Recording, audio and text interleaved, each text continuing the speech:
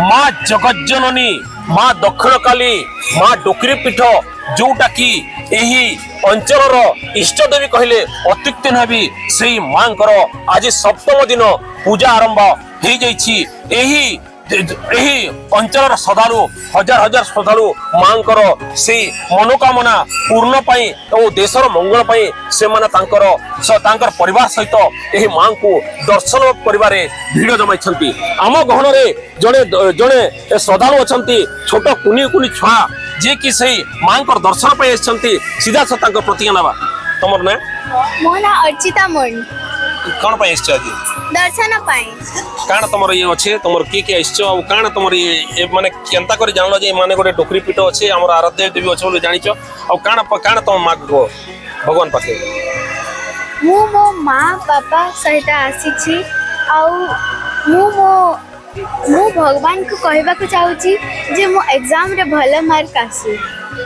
देखंतु आम गहन रे जड़े छोट छोट कुनी कुनी झील थिले से मध्य तांको बापा माँ एवं तांको सपरिवार सहित यही माँ को श्री माँ से कृपा नापी आसछंती से गोटे खुशी कथा कही मुझे क्वेश्चन पुटअप करी कौन मुझे एग्जाम रे केमिति भल मार्क रखी से माँ पाखे गुहारी करिसेंती माने छोट छुआटा से माँ ऊपर भरोसा रखिंट जो भरोसा अच्छी यही अंचल अधिष्ठाता देवी माँ दक्षिणकाली माँ जगज्जननी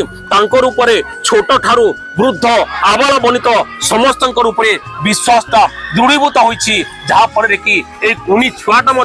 से माँ को मागुछि हे माँ मो मनस्कामना पूर्ण कर मुझे